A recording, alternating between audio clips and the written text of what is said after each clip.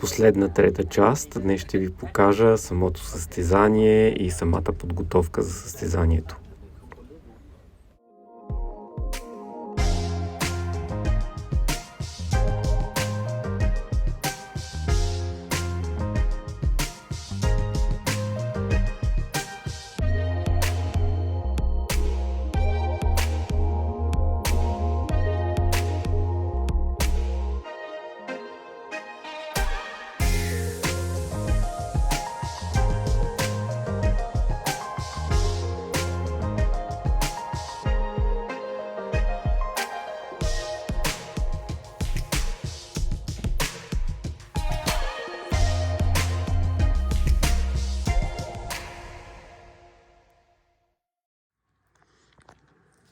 Подготовката за ултрамаратон не е само физическа и психическа, но и техническа. На мен техническата част ми е най-трудна и в нея включвам неща като облекло, храна, вода, какво ще носиш в продължение на състезанието, защото това е 50 км дестинация, горе-долу цял ден, около 12 часа.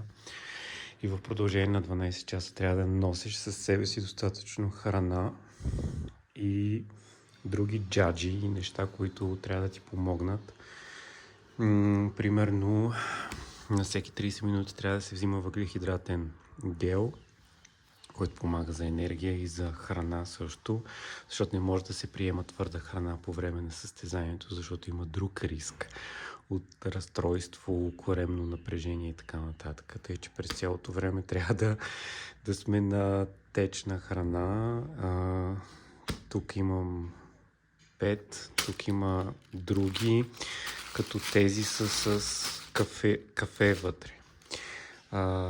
Имаме електролити, които се разтварят във вода. Добрата новина е, че има пунктове на всеки, мисля, че 3-4 км, където можеш да си напълниш шишетата с вода, като вътре в теб трябва да имаш задължително литър и половина вода с тебе. Аз имам 2 шишета по 500 мл и едно 250. Имам и 2 енергийни сладкишчета. Това са пак електролитни напитки. Това е сол, като хапче. Трябва да се приема. Имам 3. Като и 3 трябва да ги приема по време на състезанието, да ги преразпределя в равни интервали. Кърпа, ако нещо ти стане. Кърпата е много важна за хидратация. Салфетки, ако ти се доходи до тоалетна. Вазелин е много важен да си намаеш краката, за да не се хлъзгат вътре в обувките. Това са лепенки за дезинфекция, ако нещо се прибиеш някъде. Имам лепенки също. Удобно бельо, задължително. Жилетка, която ще нося с мене, за мое огромно съжаление, защото не съм фен на жилетките. В жилетката отпред има 2 джоба, в които можеш да си сложиш 2 шишета с вода по 500 мл и отделно други джобчета, в които си слагаш другите неща.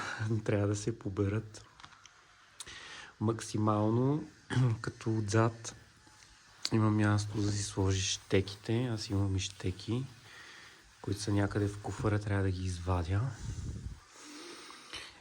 И какво друго? Слънчеви очила задължително, фенер, джаджа за телефона, ако искаш. Това е нещо като кърпа да не ме пече слънцето, защото слънцето е убийствено силно. И това е пакета, който ни дадоха с номера. В него има неща, които ще използвам, неща, които няма да използвам. Тези неща ще си ги използвам.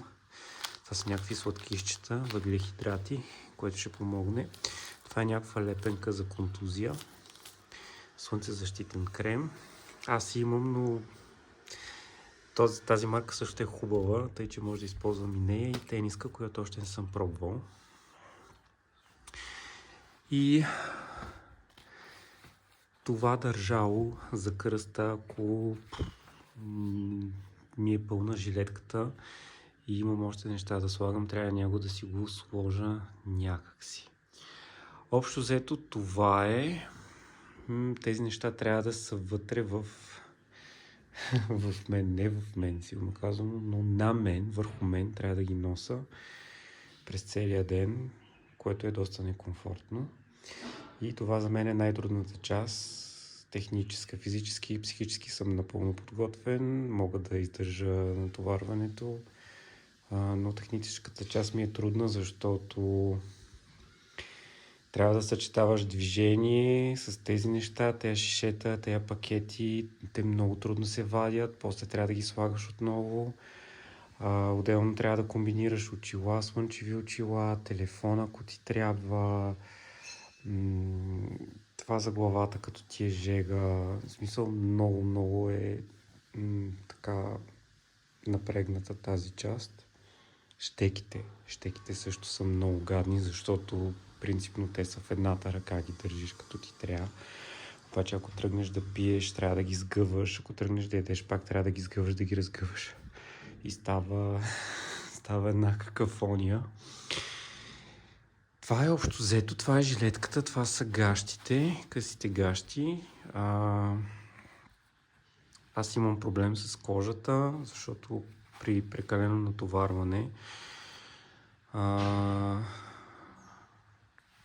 плътта, нали, ми се втрива прекалено много в кожата, плюс изпотяването и получавам обрив. И това е нещо, което много ме притеснява, защото обрива е доста сериозен и се оправя след това за 4-5 дена.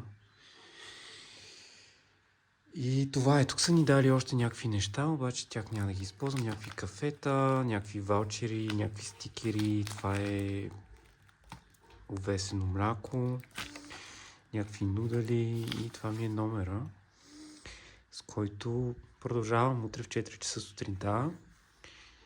И това е за сега. Леко започвам да се паникьосвам, защото нямам си на идея как това ще се побере в жилетката. А жилетката аз хич не я харесвам, хич не ми е удобно с нея. Плюс щеките отзад, започвам така малко паника. Паника тотална. Отделно имам слушалки, очила на главата, то всичко ще тежи. Краката май ще са по-свободни. Обувките са много гадни. Обувките ги ненавиждам тотално, защото това са обувки за планинско бягане и са много неудобни. Те са корави. И принципно след 20 км вече краката вътре ми направо все едно са на кюфте и трябва да се събувам. Тогава идва периода, в който мина 20 км, трябва да се събувам на всеки 5 км, за да ми отпочиват краката за 2-3 минути. И това трябва да го комбинирам с хранене и общо това ми е така малко проблема, иначе останалата част е окей.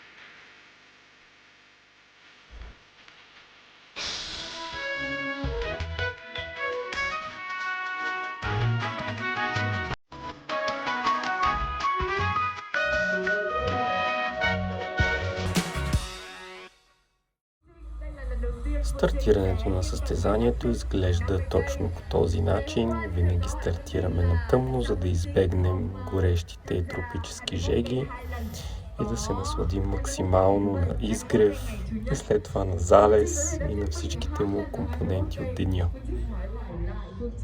Тук вече съм напълно готов за нови премеждия, доста добре съм екипиран, имам достатъчно храна и вода в себе си, имам техническа екипировка и всичко е под контрол. Да видим какво ни очаква в следващите кадри. Там реалността е друга. Красиво.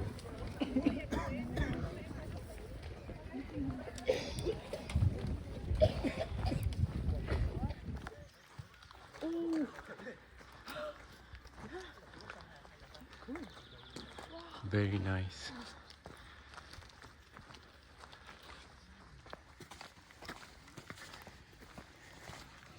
Live.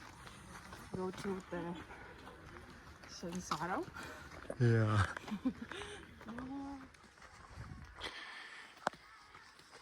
Километър 19. Тук съм на края на живота си, защото е много жега.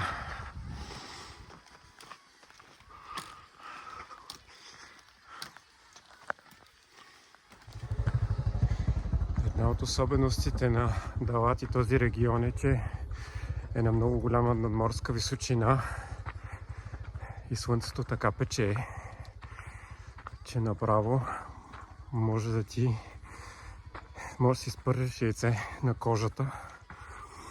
Това е един много тежък участък. Почти 19 км вече. Много пече.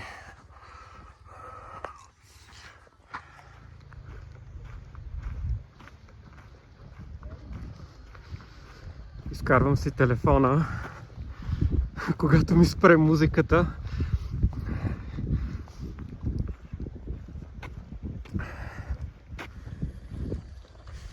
В 27 километър вече започвам лека по лека да се изморявам, защото е много жега.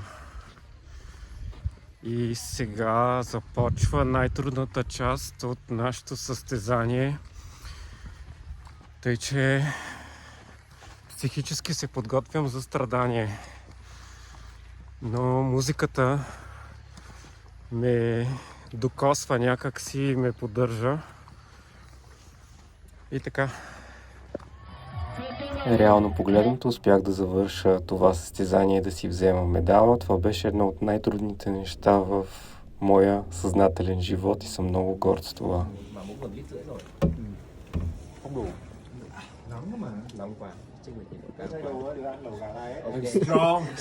You are